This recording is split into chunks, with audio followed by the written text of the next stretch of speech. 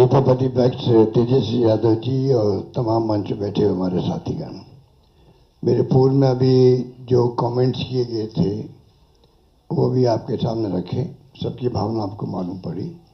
मुझे खुशी है कि मुझे भी आज आने का अवसर मिला आपके बीच में। और जो हालात है देश के और प्रदेश के, उससे चिंतित होना लाजमी आपका भी, जो हमारा चौथा स्तंभ कहलाता है। हालात बड़े गंभीर है देश के अंदर। एनडीए गवर्नमेंट जिस प्रकार चल रही है, डेमोक्रेसी को खतरा है। पूरी तरह देश दुर्विकरण में आ गया है। लोग चिंतित है। देश किस दिशा में जा रहा है कोई नहीं जानता है। किस दिशा में जाएगा किसी को नहीं मालूम है। उस रूप में हम चल रहे हैं। आलोचना कर दो, जेल में जाओ, चाहे वो पत्रकार हो, साहित्यकार हो या कोई एक्टिविस्ट हो। इन हालातों में देश चल रहा है, तो हम सबकी जिम्मेदारी बनती है ऐसे वक्त में देश क्या चाहता है उसका भी हम ख्याल रखें।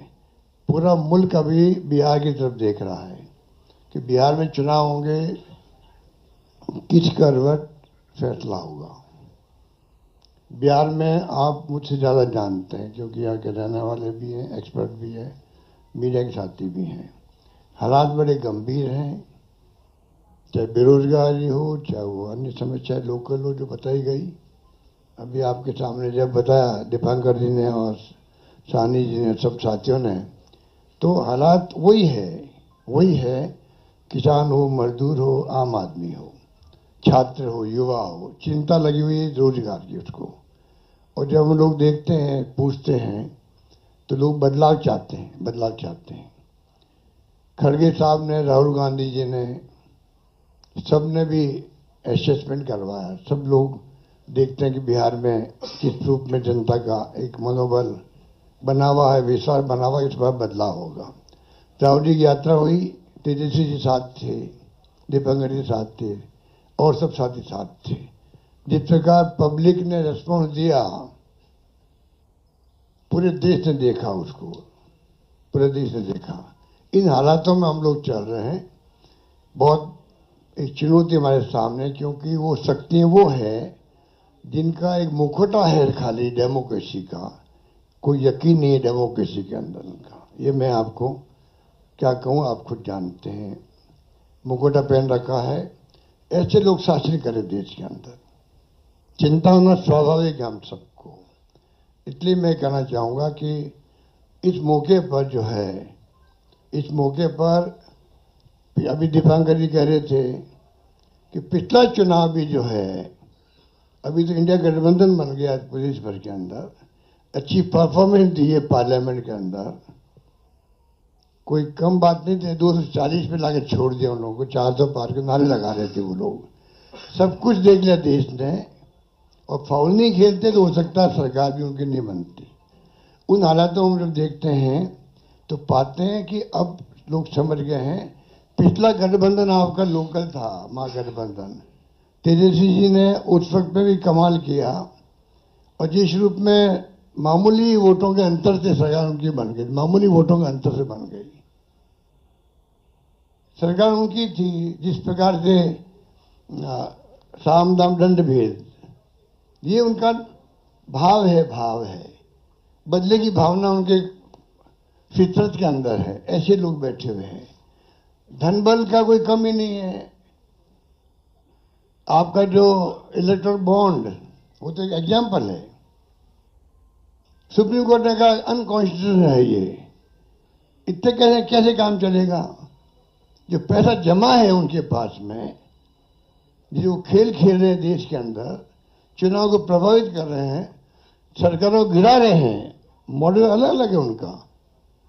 मध्य प्रदेश मॉडल अलग, कर्नाटक मॉडल अलग था, महाराष्ट्र का अलग था और राजस्थान का अलग था। राजस्थान उनकी दाल नहीं गली, इतना फर्क है। आप सबके आशीर्वाद से हमारी सरकार बच गई और 5 साल हमने शासन किया। उन्होंने कमी नहीं रखी थी सरकार गिराने के लिए। उस माहौल में देश में जो हालात बन रहे हैं, ये भी मॉडल है चुनाव जीतने का भी। किस प्रकार फाउल खेलो, किस प्रकार गुमराह करो, लोगों को भ्रमित करो, झूठे वादे करो, झूठे आरोप लगाओ विपक्ष पर। यही राजस्थान में भी किया हमारे लोग। मैं तो अपने अनुभव से कह सकता हूँ। हमारी सगा बन सकती थी इसे बात।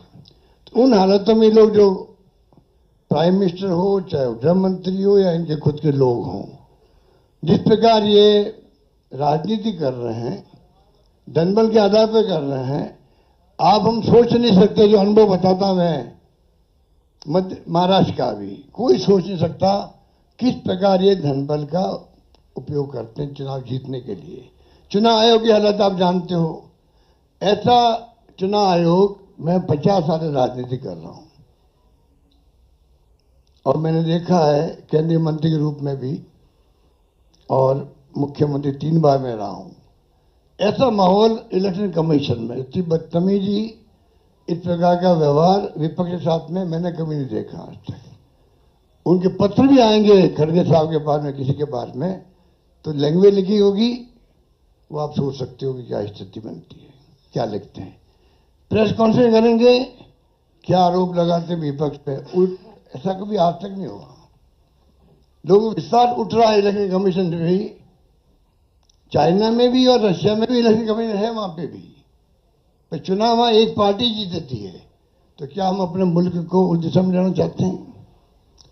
वो चिंता हम सबको होनी चाहिए, आपको भी होनी चाहिए। इसलिए मैं ये कह सकता हूं, खड़गे साहब, राहुल गांधी जी और तमाम जो साथी बैठे हमारे, इन सब की राय लेकर के हम लोगों ने तय किया है इस चुनाव में अगले मुख्यमंत्री चेहरे के रूप में तेजस्वी यादव जी को हम लोग सपोर्ट करते हैं, जो एक नौजवान है, लंबा फ्यूचर है इनके साथ में। और मेरा अनुभव से मैं कह सकता हूं, जिसका लंबा फ्यूचर होता है, पब्लिक उनको साथ देती है। ये नौजवान है, कमिटमेंट रखते हैं। पिछली बार भी जो स्लोगन दिए थे, नौकरी के दो या कोई दो, या जो वादे किए थे उसमें खरे उतरे। ये ऐसा व्यक्तित्व आपके सामने नौजवान के रूप में आया है। सोच समझ के सबने फैसला किया है। ये नेता के रूप में उत्तरंग मैदान में राहुल गांधी जी ने मिलकर जो यात्रा करी थी, बड़ा इम्पैक्ट है। आने वाले वक्त में इनके अलावा राहुल जी भी आएंगे और नेता आएंगे, प्रियंका जी भी आएगी, सब नेता आएंगे। और हम सब जो बैठे स्टेज पर, सब मिलकर संकल्प किए हुए हैं कि जो हालात देश के हैं, देश हित के अंदर और देश चाहता है उसके अनुसार हम चाहेंगे कि बिहार में ये जो लंबे समय तक नीतीश कुमार जी रहे हैं सत्ता में, अब कुछ कर नहीं पा रहे। अब तो हम पूछना चाहते हैं अमित शाह जी से, इनकी पार्टी के अध्यक्ष जी से, क्या बताइए, हमारा नेता तो हो गया तेजस्वी यादव, आपका नेता कौन है बता दीजिए। इससे काम नहीं चलेगा कि नीतीश कुमार के नेतृत्व में चुनाव लड़ा जाएगा। अगला मुख्यमंत्री का उम्मीदवार आपका कौन है, ये उनको बताना पड़ेगा। ये हमारी मांग है। और मांग क्यों है? इसलिए है, आपने देखा महाराष्ट्र के अंदर जो शिंदे थे, वो मुख्यमंत्री तत्कालीन, इन नेताओं ने कहा शिंदे के लीडरशिप में चुनाव लड़ा जाएगा। मैसेज दिया गया ये मुख्यमंत्री बनेंगे, और बाद में मुख्यमंत्री बना दिया और किसी को। यही बात लागू यहां हो रही है। अमित शाह जी आए, कह के चले गए कि हम चुनाव के बाद में तय करेंगे मुख्यमंत्री कौन बनेगा हमारा, पर नीतीश कुमार के नेतृत्व में चुनाव लड़ा जाएगा। तो महाराष्ट्र का एग्जाम्पल सबके सामने। इसलिए मैं इतना कहना चाहूंगा कि चुनाव में हम लोगों ने सोच समझ के तेजस्वी जी को घोषित किया नेता, और हमें पूरा यकीन है कि जो है तेजस्वी जी की घोषणा करना मायने रखता है। साथ में सबकी राय बनी है कि जो हमारे अन्य पिछड़ा वर्ग के साथी हैं, मुकेश सहनी जी, जिनको आप सब जानते हैं, मुकेश सहनी जी, जो एक संघर्ष करते हुए यहाँ तक पहुंचे हैं, अपनी पार्टी बनाई है, अपनी अकल होशियारी से, अपनी मेहनत से बनाई है, गरीबों के मसीहा के रूप में, अपनी कौम के मसीहा के रूप में उभर के आए हैं। ऐसे नौजवान को हमने तय किया है वो उप मुख्यमंत्री होंगे। साथ में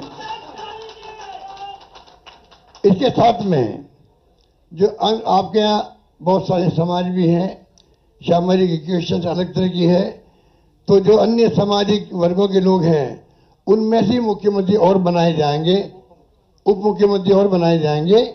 यही बात कह के मैं अपनी बात समाप्त करता हूं। धन्यवाद। धन्यवाद। शुक्रिया, शुक्रिया अशोक गहलोत साहब।